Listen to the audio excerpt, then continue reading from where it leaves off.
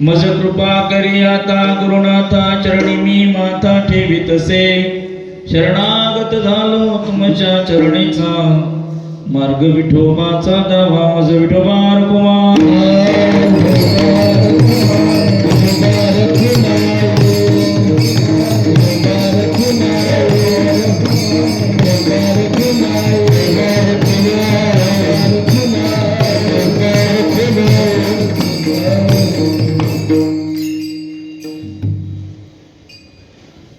प्रकृत स्थळी गेल्या 126 वर्षापासून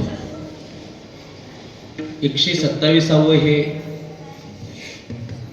सद्गुरू संत सातारकर महाराजांचा जन्मदिन सोहळा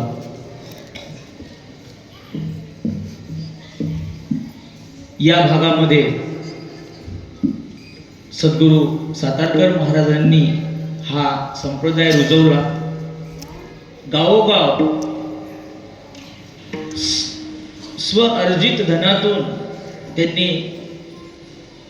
प्रत्येक गावामध्ये जीर्णोद्धार केला. मराठवाड्यातली गाव आहेत, आमच्या विदर्भातील ही पंचक्रोशीतील ही सगळी गावं 100-125 गावं. सातारकर महाराज हे नाव ऐकलं की आपोआप बुजुर्ग मंडळी आज 100 वर्षाचे जे लोक आहेत ते नतमस्तक होतात. आमच्या पूजनीय गुरुने भगवान बाबांच्या मुखातून मी संत सातारकर महाराजांचा बराच महिमा ऐकलेला आहे. महाराजांनी आयुष्यभर श्रीमद भागवताचं पठण पारायण प्रवचन संकीर्तन केलं. गावोगाव जनजागृती केली आणि जगाच्या कल्याण संतांच्या विभूती देह कष्टविती परोपकारी या न्यायानं या भूलोकावर येऊन त्यांनी 127 वर्षे त्यांची जन्मदिनाला होऊन जात गेली आहेत. 100 वर्ष त्यांनी वारकरी संप्रदायाची सेवा केली. त्या अनुषंगानं हा जन्मदिन सोहळा त्या निमित्त श्रीमद भागवत कथेचं या ठिकाणी आयोजन आहे. बालयोगी गोपाल महाराज यांच्या मुखारविंदातून आपण श्रीमद भागवत कथा ऐकताय. आमचे परम आदरणीय भागवताचार्य दत्तात्रय महाराज काळबंडे यांच्या मुखातून श्रीमद ज्ञानेश्वरीचं पारायण आपण या ठिकाणी श्रवण करताय. हे आज संप्रदायाचे आचार्य धुरा या ठिकाणी सांभाळत आहेत. हरिभक्तीपरायण आमचे परम मित्र हरिभक्तीपरायण केशव महाराज मंगलवाडीकर, त्यांचेच छोटे बंधू आमचे परम मित्र असणारे सोपान महाराज हरिभक्तीपरायण सोपान महाराज दिंडी चालक यांच्या संयोजनातून हा सप्ताह या ठिकाणी होत आहे. आमचे करड्याचे हरिभक्तीपरायण भागवत महाराज असतील, त्यांची ही सर्व मंडळी साथीदार मंडळी गोरखनाथ महाराज वगैरे, आमच्या ताई द्वारकाताई इथं गायनासाठी आहेत. हरिभक्तीपरायण ज्ञानेश्वरी दिदी या ठिकाणी कीर्तनकार असून देखील सेवेकरता या ठिकाणी गायनासाठी उभे आहेत. आमचे सदाशिव गुरुजी देऊळगाव कुंपळाचे हे माझ्यासाठी तर आदरणीय आहेत. गुरु भगवान बाबा नेहमी त्यांचं नाव घेतात. हे साखरे संप्रदायामध्ये ची पायीक असणारी ही मंडळी या ठिकाणी असताना आणि मी या ठिकाणी गुरुवर्य भगवान बाबाच्या आज्ञेने सेवेकरता उभा आहे.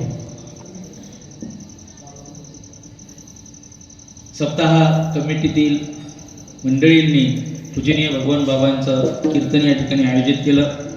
आमचे यादव भाऊ हे म्हणाले काही हरकत नाही, आमचं सगळं सहकार्य तुम्हाला राहील. आणि त्या अनुषंगानं महाराजांची या ठिकाणी सेवा आयोजित केली. प्रकृती अस्वस्थ्यामुळं बाबा येऊ शकले नाही, तरी देखील त्यांच्या आज्ञेनं हा आज्ञ बालक सेवेकरता उभा आहे. सेवेकरता निवडलेला अभंग गुरुवर्य भगवान महाराज यांच्या श्री अभंग गाथेतील संतांचं महात्म्य, संतांची महती प्रतिपादन करणारा अभंग आहे. प्रस्तुत अभंगातून जगद्गुरु तुकोबारायांना ब्रह्मज्ञानी असं त्यांनी अभिवचन दिलेलं आहे. आजपर्यंत समाजामध्ये नाही कुठल्याच संत वाङ्मयामध्ये मला तरी असं वाचनात नाही की तुकोबारायांना ब्रह्मज्ञानी असं पदवी कोणी दिली असेल. म्हणून पूजनीय भगवान महाराजांनी तुकोबारायांना ब्रह्मज्ञानी संत असं म्हटलेलं आहे. एक नाही अनेक अभंगामध्ये महाराजांचे अभंग आहेत. ब्रह्मज्ञानी संत तुका एका गोरा नरहरी सोनारादी काही त्याच न्यायानं आजच्या अभंगामध्ये सुद्धा तुकोबरायांना ब्रह्मज्ञानी संबोधून त्या संतांनी कशा प्रकारे वारकरी संप्रदायाची सेवा केली. आज समाज मनामध्ये जो अज्ञान अंधकार आहे त्या अज्ञान अंधकाराचं संपूर्ण उच्चाटन करण्याकरता ही संप्रदायाची पताका खांद्यावर घेऊन आयुष्य कशा प्रकारे झिजवलं आणि संपूर्ण आयुष्य पांडुरंगाच्या सेवेमध्ये कशा प्रकारे त्यांनी झिजवलं ही आजची ही सेवा त्या न्यायानं हा अभंग घेतलेला आहे. विठोबा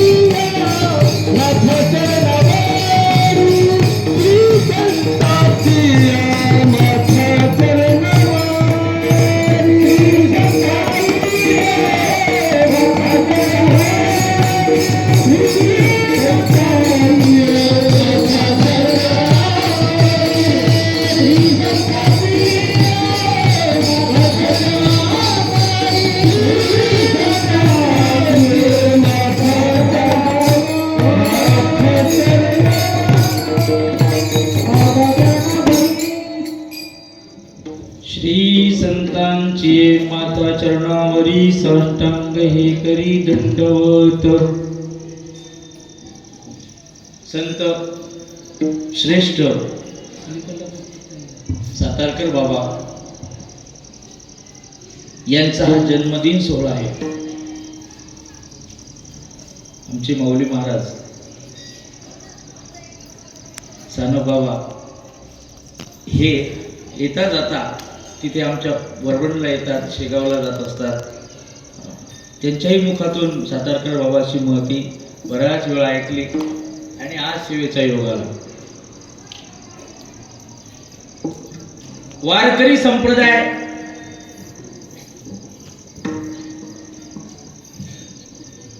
अनादी काळापासूनचा आहे. या संप्रदायाचे आचार्य पहिले मूळ आचार्य हे शिवशंकर आहे. श्री ज्ञानेश्वर महाराज सांगतात, ना तरी आदि गुरु शिवशंकरा लागो नि शिष्य परंपरा बोधाचा जो संसार झाला होते.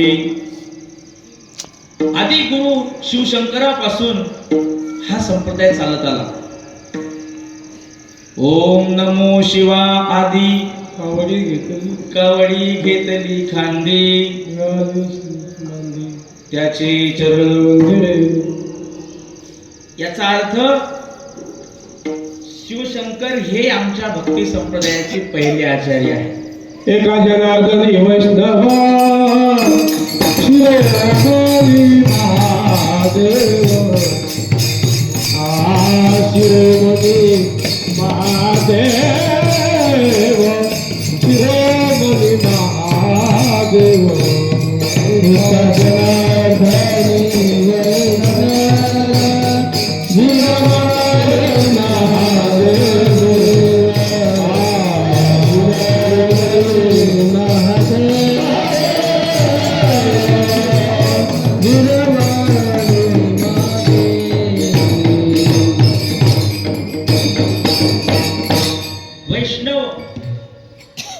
नाथ महाराज सांगतात, एका जनार्दनी वैष्णव शिवमुनी महादेव.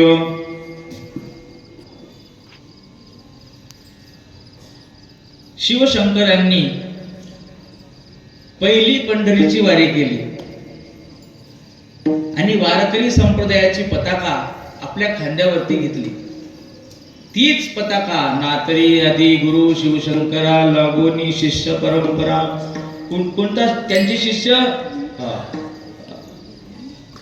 क्षीर सिंधूच्या परिसरी शक्तीच्या कर्णकुहरी. क्षीर सिंधूच्या परिसरामध्ये एकांतामध्ये भगवान शंकर पार्वती मातेला हे त्या ठिकाणी ज्ञान सांगताय. आदिनाथ उमा बीज प्रगटले मच्छेंद्रा लाधले सहज स्थिती. त्याची प्रेम मुद्रा गोरक्षात धरली पूर्ण कृपा केली गहिनीनाथा. गहिनी प्रसादे निवृत्ती दातार ज्ञानदेवा सार सोजविले. मग हे गहिनीनाथांपासून ज्ञाननाथापर्यंत हे ज्ञान त्या ठिकाणी आलं आणि ज्ञानेश्वर महाराज म्हणतात की माझ्या जीवीची आवडी माझ्या जीवीची आवडी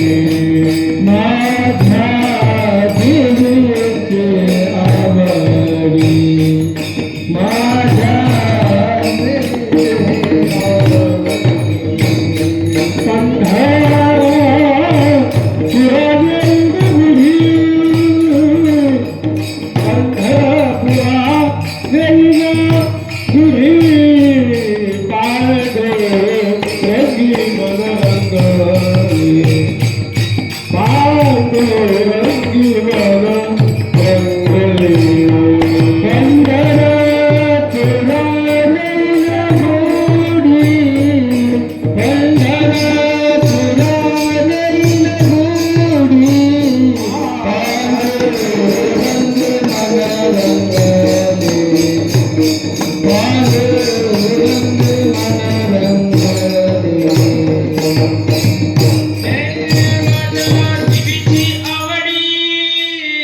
जीवीची आवडी माझ्या अत्यंत प्रिय असं जर मला काही असेल तर मी खांद्यावर पताका घेऊन पंढरपूरला जावं असं मला वाटते. वास्तविक संत सम्राट ज्ञानेश्वर महाराज हे संप्रदाय कोणता आहे बघा, नाथ संप्रदाय आहे, योगी लोक आहेत ते. मग योगी असून देखील शिवशंकरांनी पंढरीची वारी केली का मी सुद्धा पंढरीची वारी करणार. ज्ञानदेवी रचिला पाया हे नंतर हा अभंग नंतर लिहिला संत बहिणाबाईंचा. काय की हीच वारकरी संप्रदायाची पताका संत श्री ज्ञानेश्वर महाराजांनी खांद्यावर घेतली आणि पंढरीची वारी ही त्या ठिकाणी सुरू ठेवली. त्यांचे समकालीन जे संत आहेत, संत शिरोमणी श्रेष्ठ संत नामदेव महाराज, संत सावतोबा महाराज, संत नरहरी सोनार, संत चोखोबाराय आदी करून संत जनाबाई, संत सखूबाई, संत सोयराबाई हे ते समकालीन संत त्या काळातले. या सगळ्या संतांनी, निवृत्तीनाथ महाराज, सोपानदेव महाराज, संत मुक्ताबाई यांनी हा वारकरी संप्रदाय तेवत ठेवला, चालू ठेवला. त्यांनी हे सर्व तत्व जोपासले. प्रतिकूल परिस्थितीत देखील आताच्या सारखे 4 पदरी 4 पदरी रस्ते नव्हते, मग आताच्या सारखी मुबलक अन्नधान्य व्यवस्था नव्हती, तरी देखील ऊन थंडी पाऊस वारा याची तमा न बाळगता या संत मंडळींनी पांडुरंगाची पताका खांद्यावर घेऊन निष्ठेनं वारी केली आणि वारकरी संप्रदाय टिकवला. हे सगळे संत मंडळी एकदा पंढरीच्या वाळवंटामध्ये बसले असताना अशी चर्चा झाली की रामायणाचे जे कर्ते आहेत आदि कवी वाल्मिकी जर शतकोटी रामायण लिहू शकतात तर मी देखील 100 कोटी अभंग का लिहू नये. म्हणून नामदेव महाराजांनी 100 कोटी अभंग लिहिण्याची प्रतिज्ञा केली. असं ऐकिवात आहे की नामदेव महाराजांच्या आयुष्य काळामध्ये महाराजांनी 96 कोटी अभंग लिहिले. किती? 96 कोटी अभंग तेव्हा त्यांनी लिहिले. 96 कोटी लिहिता लिहिता आयुष्य संपत आलं. मग काही त्यांचे जे काही 14 जण त्यांच्या कुटुंबामध्ये होते. नारा गोंदा हे सगळी मंडळी, गोनाई राजाई दोघी माझा ना बापले.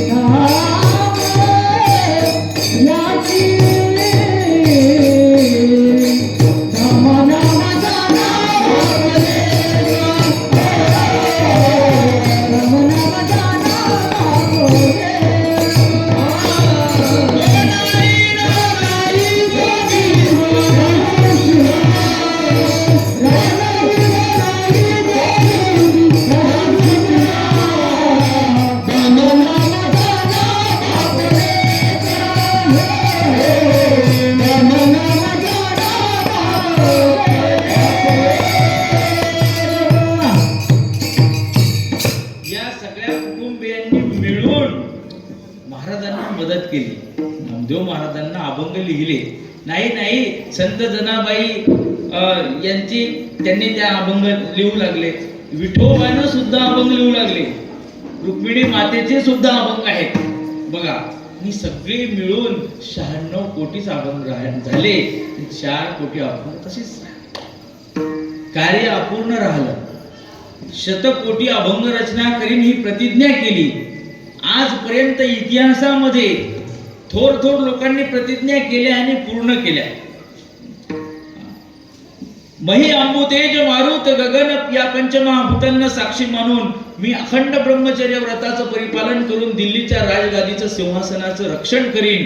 राजगादीला स्पर्श देखील करणार नाही अशा प्रकारची भीष्म प्रतिज्ञा देवव्रत गंगापुत्र यांनी केली आणि देवव्रताने ही प्रतिज्ञा करून पूर्ण देखील केली.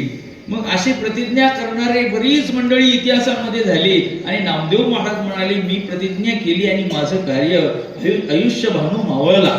आयुष्य भानू मावळला, आता काय करावं म्हणून नामदेव महाराजांनी विठोबाच्याच आज्ञेनं प्रेरणेनं पुन्हा तुकोबारायांचा अवतार घेतला आणि उर्वरित 4 कोटी अभंग रचना पूर्ण करून शतकोटी अभंग रचनेची प्रतिज्ञा पूर्ण केली. विठोबा कुमार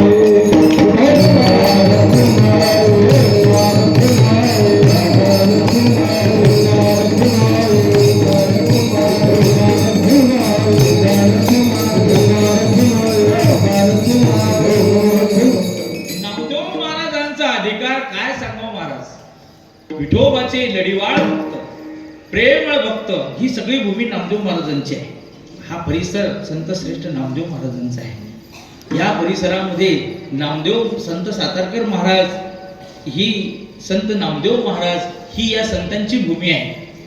नामदेव महाराजांनी त्यांच्या आयुष्यामध्ये बालपणातच विठोबाला एवढं त्या ठिकाणी प्रसन्न करून घेतलं की नामदेव महाराज अगदी 6 वर्षाचे असतानाच दिवाळीचा दिवस आणि दिवाळीच्या दिवशी साक्षात विठोबाला आंघोळ घालायची म्हणून सुगंधी उठणं केशरी सगळं चंदन घेऊन नामदेव महाराज विठोबाला आंघोळ घालायला जातात संत दामाजी महाराजांसोबत आणि बाबासोबत. एक दिवस दामाजी पंत दामा शेट्टी हे बाजारला गेले आणि बाजारला गेले नैवेद्य न्यायला कोणीच नाही. म्हणे अरे नामा हा नैवेद्य घेऊन तू विठोबाकडे जा आणि विठोबाला जेवू घाल. विठोबाला जेवू घाल म्हटल्यानंतर ते छोटस बालक निस्सीम भाव उल्हासानं त्या ठिकाणी ते विठोबाकडे गेले आणि विठोबाकडे घेऊन हाती जो नैवेद्य आणलेला आहे तो त्यांच्या समोर ठेवला. आता देव येईल मग देव येईल, आता देव येईल मग येईल, वाट बघतो आणि वाट पाहून देखील अर्धा तास झाला अजून देव का येत नाही. रोज देव जेवत असेल माझ्या बाबांच्या हाताने या समजुतीने नामदेव महाराज छोटस बालक त्या ठिकाणी देवासमोर आस धरून डोळे देवाकडे लावून या डोळे वाटे भागले चित्त अजून कार्य नैसी काही नायके मात. मग नामदेव महाराज करुणार्थ अंतकरणानं देवाला विनंती करू लागले, काय द्वारकेच्या भुलला पक्वान सांगे नारायण काय खरे. द्वारकेच्या पक्वान्नाला तू त्या ठिकाणी बोलला काय, माझी ही दही भाताचा हा जो नैवेद्य आहे हा तू का भक्षण करत नाही. म्हणून नामदेव महाराज विठोबाला प्रार्थना करतात की देवा एक तरी घास घे विठ्ठला.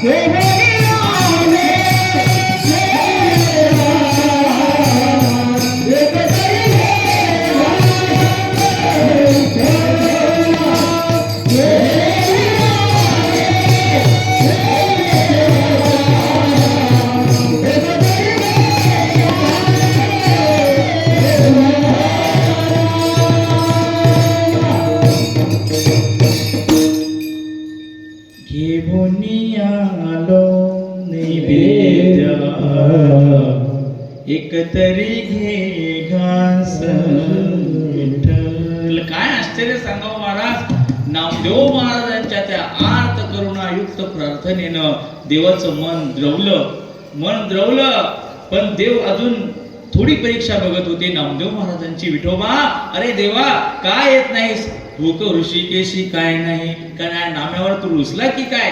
मग चल लवकर ये नाहीतर मी माझं डोकं फोडून घेईन. असं म्हटल्याबरोबर नामदेव महाराज छोटस बालक आपल्या समोर डोकं त्या ठिकाणी दगडावर आपटून घेईल. कुणी बघायचं हे पाप.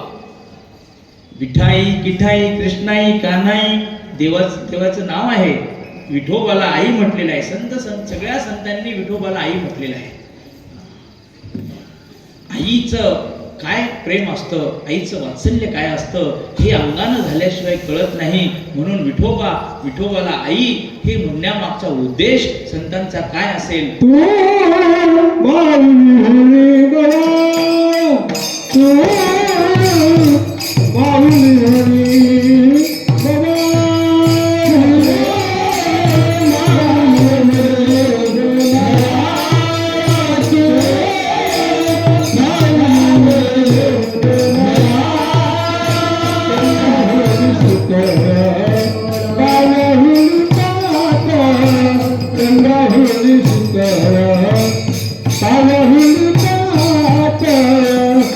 Hallelujah.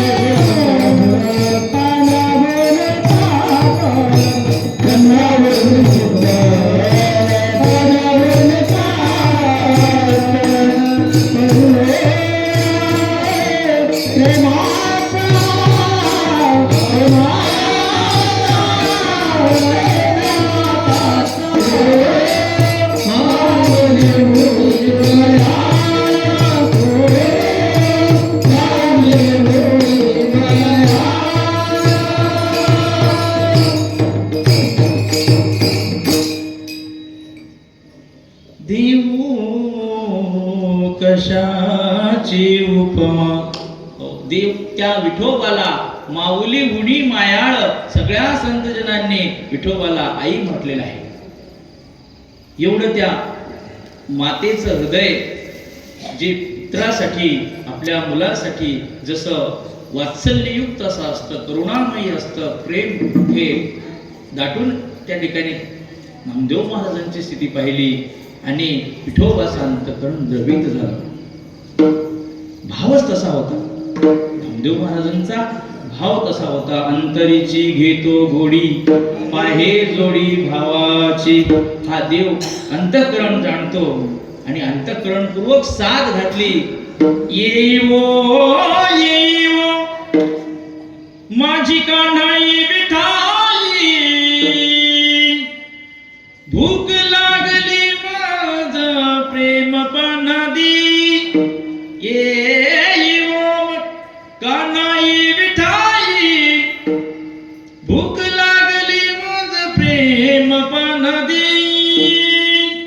असा गुरु भगवान महाराजांनी सुद्धा भाव एका अभंगातून प्रकट केला की हे देवा त्या विठोबाला कान्हाई विठाई अशा नावानं संबोधिलं. नामदेव महाराज अशा प्रकारे आर्त हाक त्या ठिकाणी मारतात आणि साक्षात दगडाच्या मूर्तीमधून जिवंत अशा प्रकारची माझ्या पांडुरंगरायाची मूर्ती प्रगट झाली आणि नामा अरे काय करतोस म्हणे, नकोस डोकं फोडून घेऊ, तुझा आग्रह आहे फक्त कोणाला सांगू नकोस, मी जेवण तुझा नैवेद्य घेतो.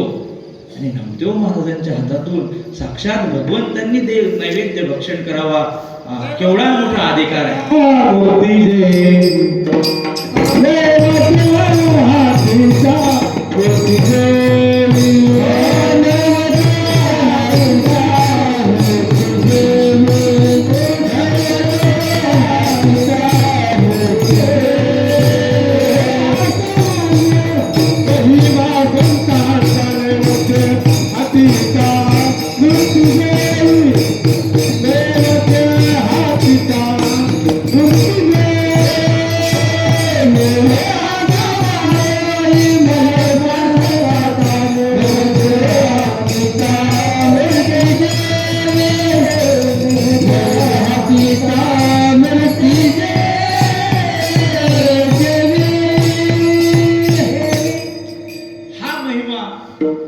नामदेव महाराजांचा नोहे हा सामान्य महिमा संतांचा, नैवेद्य हातीचा मूर्ती जेबी.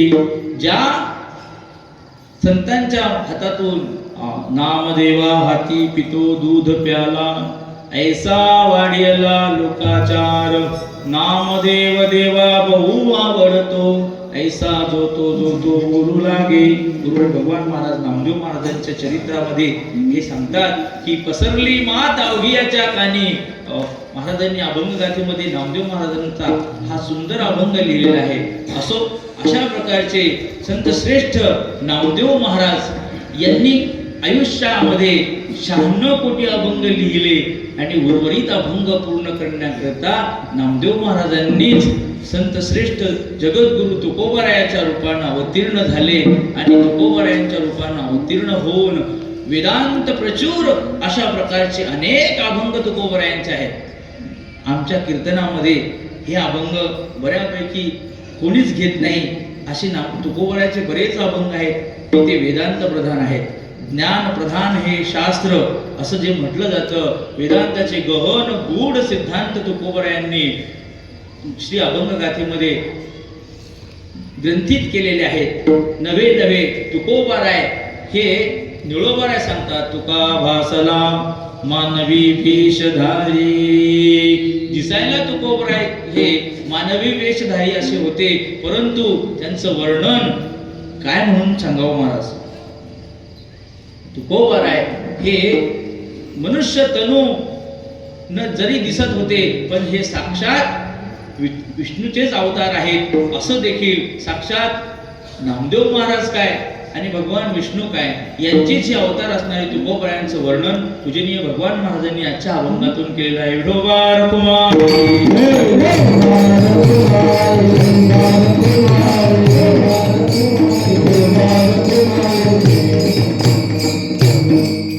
क्षरा अक्षर वेगळा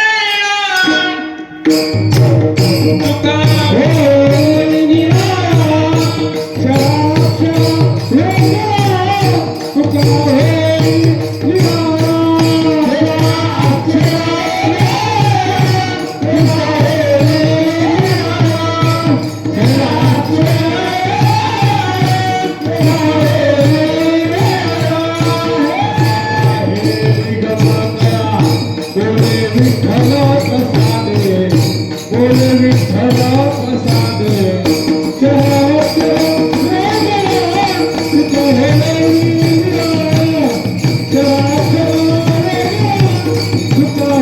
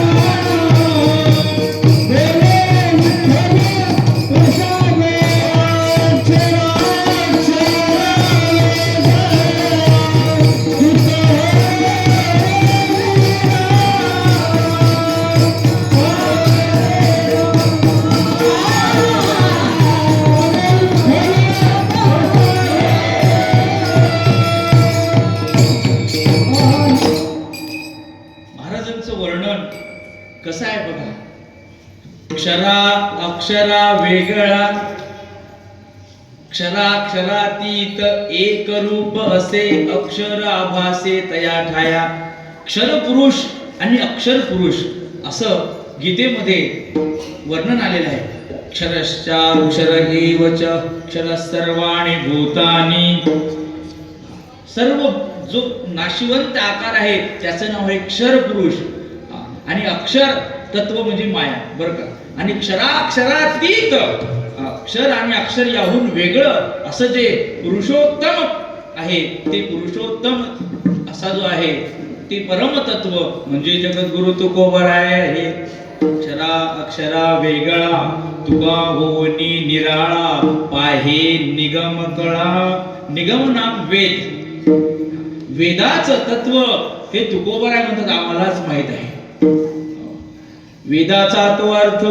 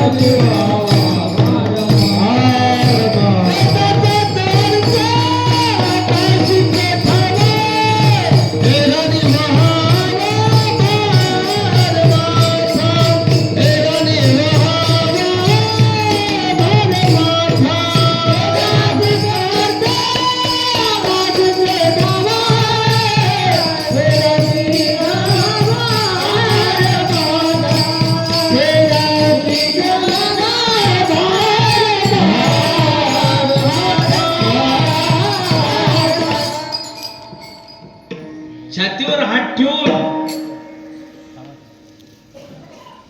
तुकोबराय म्हणतात वेदाचा तो अर्थ तो ऐका तो म्हणजे दूर देशस्थ दूर कालस्थ जे असतं त्याला तो ती ते असं संबोधन लावतात. हा ही हे तो ती ते वेदाचा तो अर्थ म्हणजे पुराणामध्ये जो सांगितला तो तम तो उपनिषदम पुरुषम पृच्छामी. उपनिषद ज्याचं वर्णन करतात चहुवेदी जाण साई शास्त्री कारण 18 पुराणे हरिसी गाती ते तत्व तो वेदाचा अर्थ जो आहे वेदाचा अर्थ श्री ज्ञानेश्वर महाराज म्हणतात ओम नमोजी आद्य वेद प्रतिपाद्य जय जय स्वसंवेद्य. वेदाचा अर्थ काय? वेदाचा अर्थ काय आहे? वेद काय बोलला? वेदांत बोलिला वेदांत बोलिला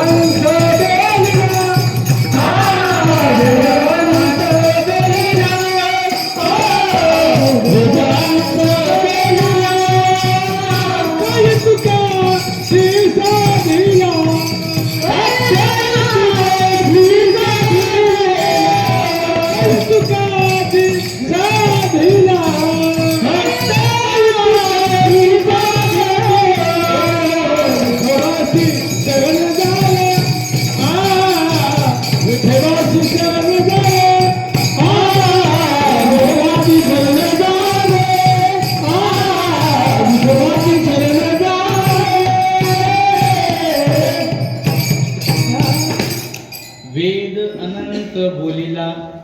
अनंतावळी वेदा अशी श्रुती आहे. वेदू काय काय न बोले, वेद काय नाही बोलला, वेद सगळं बोलला, पण वेदाचा अर्थ काय आहे हो? अर्थ इतुकाची साधिला. काय? विठोबासी शरण जावे निज निष्ठा नाम घ्यावे. मग वेदाचा अर्थ हा आहे. तुकोबराय म्हणतात की आम्ही वेदाचं तत्व मर्म जाणलं. एवढं मोठं दूध आहे, एवढ्या मोठ्या दुधाचं सार काय आहे हो? त्याचं मंथन करून, विरजण टाकून मंथन करून त्याचं ताक बाजूला काढणे आणि त्याचं साईचं लोणी तयार करून त्या लोण्याचं साजूक तूप बनवणं, हे आहे त्याचं सार.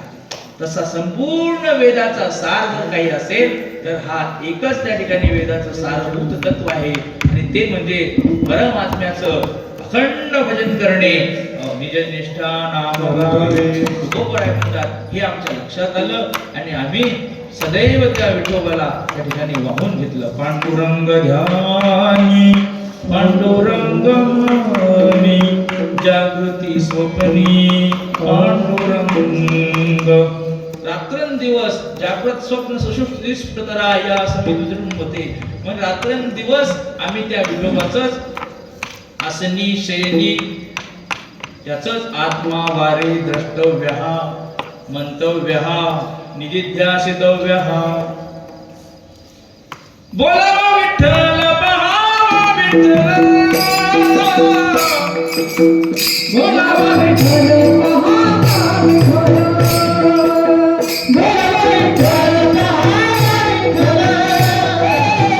बोलावा विठ्ठल पहावा विठ्ठल, बोलावा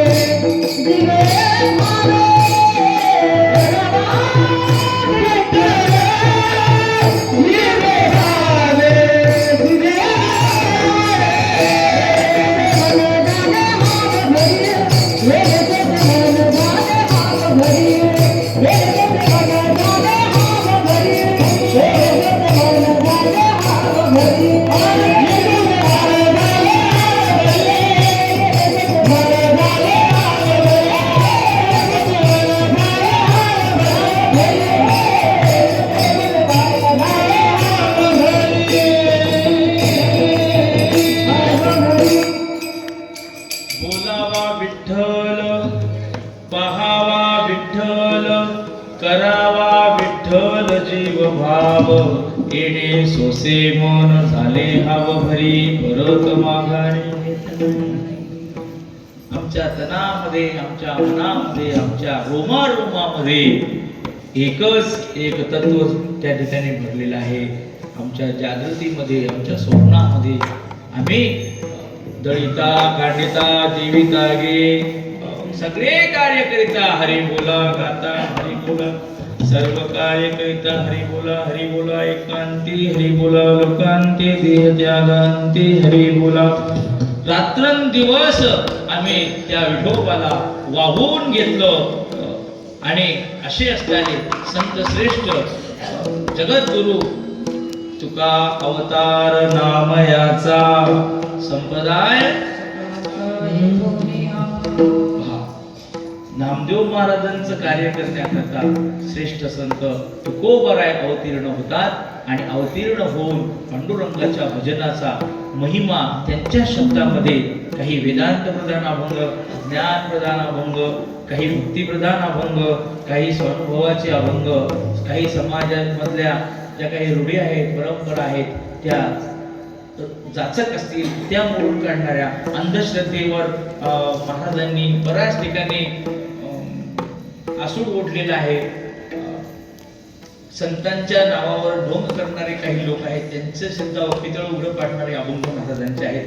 एकच विषय घेतला असं नाही, पण समाजातली ही सगळी बळकट जे काही धुवून काढण्याकरता आम्ही वैकुंठवासी आलो याची कारणासी, बोलिले जे ऋषी साच भावे वर्ताया, साच भावे वर्ताया. झाडू संतांचे मार्ग आडराने भरले जग. आडरानामध्ये हे लोक पळायला लागले. विषय लोभी मने साधने बुडविले. मोठ्याने डिग्र्या घेतल्या आणि मोठ्याने डिग्र्या घेऊन शब्द ज्ञानाच्या बळावर लोकांना अकलीचे डोस पाजण्यामध्ये दंग आहेत. स्वतः माझ्या आत्वानं गोरडे पाषाण तुकोबराय म्हणतात, ऐका. शब्द ज्ञाने होसी आगळा म्हणे मी नभीची कळी काळा, बोधे विन सुख सोहळा आहे तो जिव्हाळा वेगळाची. कागदे लिहिला नामाची साखर. साखरा कागदावर नुसतं साखर नाव लिहिलं म्हणजे गोळी गोळी कळेल का हो? यादव महाराज साखर नावावर लिहिलं आणि चाटत बसला, त्याची गोडी कळणार नाही. त्याकरता साखरच लागेल. ऐका, साखर प्राशन केली, सेवन केली म्हणजे तिची गोडी कळते. तसं नुसतं शब्द ज्ञान चगळून चगळून चगळून लोकांना सांगून तुकोबराय म्हणतात, बरं शब्द ज्ञाने ओसी आगळा म्हणे मी नव्हेची कळी काळा, पण बोधे विन सुख सोहळा हे तो जिव्हाळा वेगळाची. अपरोक्ष अनुभूती त्यांना आली आणि पांडुरंग रायाची अपरोक्ष अनुभूती आल्यामुळं तुकोबरायांच्या आयुष्यामध्ये प्रत्येक क्षणाला विठोबा त्यांच्या सोबतच होता. ऐका, तुकोबरायांना पूजनीय भगवान महाराज ब्रह्मज्ञानी का आणि कसं म्हणतात? ज्ञान सांगते. ज्ञानाचा हा सिद्धांत आहे. काय सिद्धांत आहे? की अधिष्ठानाचं यथार्थ ज्ञान झाल्यानंतर त्यावर भासमान होणारं जे पदार्थ आहे, अध्यस्त पदार्थाची निवृत्ती होते. अधिष्ठानाच्या ज्ञानानं अध्यस्थाची निवृत्ती होते. त्याची सत्यता आहे, त्याचं जे भय आहे. दोरीवर सर्प भासला, त्या सर्पाची भीती वाटली, अंगाला घाम फुटला, पळायला लागला तर धोतर फाटलं, दात पडला. नुसत्या दोरीवर भासलेल्या सर्पानं आणि बॅटरी लावून पाहतो. महाराज म्हणले, अरे का घाबरला? आपण मला साप आहे, चल बघूया कुठे आहे. बॅटरी घेऊन गेले आणि पाहतात, अरे वेड्या, इथं दोरी आहे. अधिष्ठान रज्जूचं ज्ञान झाल्यानंतर अध्यस्त सर्पाची त्या ठिकाणी निवृत्ती होते. त्याची प्रतीती आली, ती सत्यता आली. त्यापासून झालेले जे भय आहे ते नुसत्या ज्ञानानं, दोरीच्या ज्ञानानं काय झालं, ते भय निवृत्त झालं. तसा बाधिदान वृत्तीनं हा प्रपंच आम्ही सत्य मानला. परमात्म्याच्या अधिष्ठानावर बसलेला जो काही व्यवहार आहे हा सत्य वाटतो. पण तुकोबराय म्हणतात, बरे झाले दिवा निघाले दिवाळे. आपला दिवाळा निघाला तर आपण काय म्हणतो? देवानं आमचं बरं केलं. ज्ञानी लोक हे समजतात बरे झाले देवा बाईल कर्कशा. हा अनुभव आला महाराजांना. म्हणून त्यांना ब्रह्मज्ञानी म्हटलं की ज्ञानी लोक रडत नाही. तुम्ही आम्ही लोक रडत बसतो आणि तुकोबरायांनी त्यांच्या जीवनामध्ये हे ज्ञान अनुभवाला आणलं आणि त्यांच्या अनुभवातून त्यांनी ते प्रगट केलं. तुका भावेचा कोणी सांगे, तुका भावेचा कोणी सांगे, तुका भावेचा कोणी सांगे, तुका भावेचा कोणी सांगे. मग भाव आहे अंगे,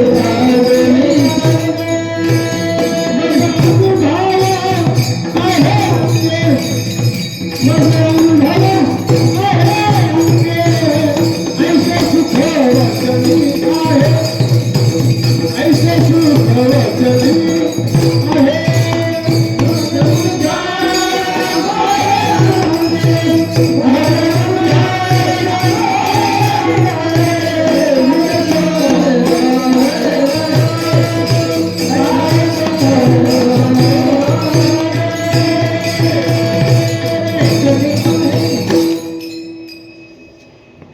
तुकोबाया म्हणतात चाकोनी सांगे.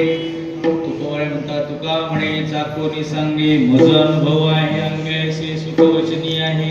विश्वास नाही पण विश्वास ठेव, विश्वास ठेव, अनुभवानं तुला सुद्धा पटेल. बघा महाराज तुकोबाराय दिसायला गरीब होते. परिस्थितीनं त्यांची परिस्थिती ही कशी गरिबीची बनली बघा. सगळे लोक भुकेनं व्याकुळ झाले. अन्न अन्न दशा झाली. स्वतःकडे महाजन पद आहे, श्रीमंत सावकार होते, पण वाटियाला दाना सर्व माग.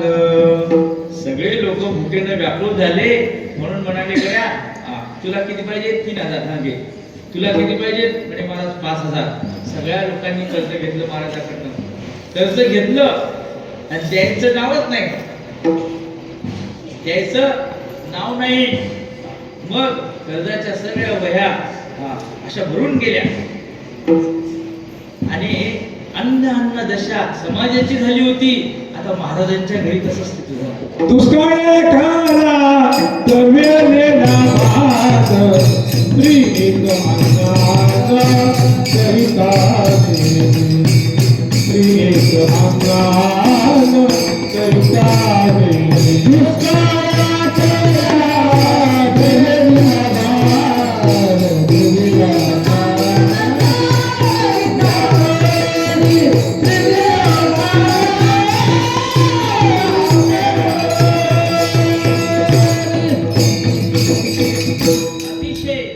विपरीत परिस्थिती झाली.